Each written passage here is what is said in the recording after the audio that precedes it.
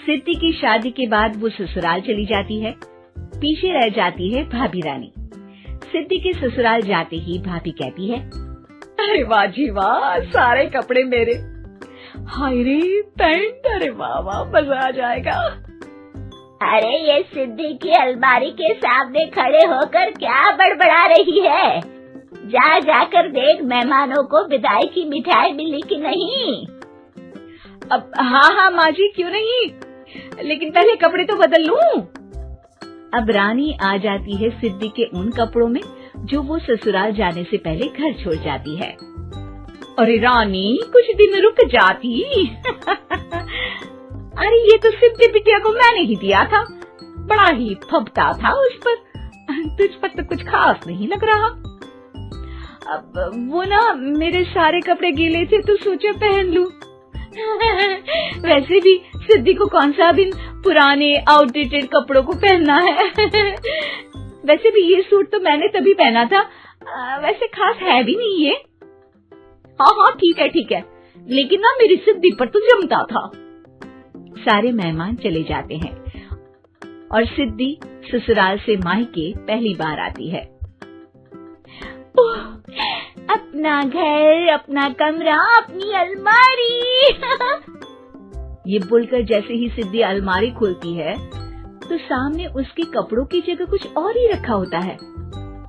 माँ, जरा कमरे में तो आना। सास और रानी वहाँ पहुँच जाते हैं। रानी ने पहनी होती है सिद्धि की जींस और टी शर्ट। अरे भाभी, ये क्या? ये तो मेरी बड़ी ही महंगी टी शर्ट है, इसे आपने घर में क्यों पहनी है? अरे बहुत मिलती है दीदी ये चौक की मार्केट में, 150 में। ओ भाभी प्लीज, ये एरोपोस्टल है, 2000 की एक टी शर्ट। ओह 2000 में तो दीदी 4 साड़ी आ जाए। अब क्या बोलूं? भाभी, ये मेरी अलमारी में छोटू के कपड़े, तो मेरे कपड़े कहाँ हैं? मेरी अलमारी में? अब दीदी आपको कौन से पुराने कपड़े पहनने थे? माना भाभी, लेकिन मैं जब घर आती तो यही सब पहनती ना। अरे तुम तो बड़ी कंजूस हो दीदी। खैर वक्त आता है जब सिद्धि ससुराल के लिए रवाना हो रही होती है। अरे रानी, अंदर से सिद्धि का गिफ्ट ले आ, लड़की पहली बार ससुराल से मायके आई है। रानी अंदर जाती है और एक सिंपल सी साड़ी लेकर बाहर आ जाती है। ये लीजिए माँ जी। सास बेटी को गिफ्ट देकर ससुराल भेजती है। अगले दिन रानी एक सुंदर सी साड़ी पहनकर सामने आती है।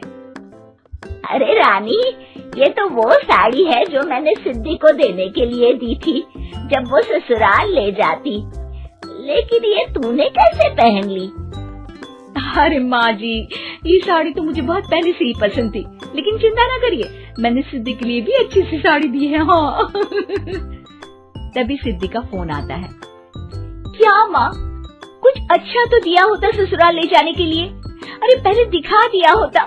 यूँ चमकते हुए पैकेट में नौकरानी वाली साड़ी मत दिया करो माँ। अरे बेटे, वो तेरी भाभी ने ना गलती से उससे पैकेट बदल गया। हाँ, मैं कल ही तेरे भाई के हाथ से तेरा वाला पैकेट भेज दूंगी। अरे रहने दो माँ, आई एम श्योर भाभी ने अभी वही साड़ी पहनी होगी जो तुमने मेरे लिए रखी थी। तुम तो समझ नहीं पाई उनको। खैर छोड़ो, मैं ज्यादा बोलती अच्छी नहीं लगती, रहने दो, आपको उन्हीं के साथ रहना है, फिर बात करेंगे। सास को रानी पर गुस्सा आ जाता है। वो उसके कमरे में जाती है जहाँ वो शादी का एल्बम देख रही होती है। रानी, मार्केट जाकर एक ऐसी ही साड़ी लेकर आ, कल प्रतीक जाकर सिद्धि के घर दे आएगा। अरे क्यों माँ जी, कितनी साड़ी देनी है दीदी को? यहाँ कोई सेल लगी है क्या? अरे चुप कर, मेरे बेटी के हिस्से की साड़ी खुद पहन ली, अब ज्यादा ज्ञान बांट रही है। एक दिन सिद्धि का फोन आता है।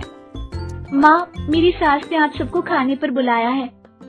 सारे लोग सिद्धि के ससुराल पहुँचते हैं। खाना खाकर वो लोग निकल रहे होते हैं कि सिद्धि की सास सभी को गिफ्ट देती है। अरे बहन जी, बेटी के घर का खाना खा लिया, यही बहुत है जो आप ऊपर से गिफ्ट भी दे रही है। अरे बहन जी, आप भी कहाँ इन बातों पर विश्वास कर रही है। सास सभी को गिफ्ट देती है, लेकिन रानी को जो साड़ी देती है वो अजीब सी हरे रंग की लाल रंग के बड़ी छाप वाली होती है। अरे छी, ये कौन पहनेगा? सासू माँ को तो जरी वाली इतनी सुंदर, और मेरे लिए ये नौकरानी वाली। अरे भाभी, दरअसल मैं जब भी घर आती थी आप वापसी में ऐसी ही साड़ी देती थी ना, तो माँ ने सोचा कि आपको आपकी पसंद की ही साड़ी क्यों ना दी जाए। बेचारी रानी, बोलती भी तो क्या।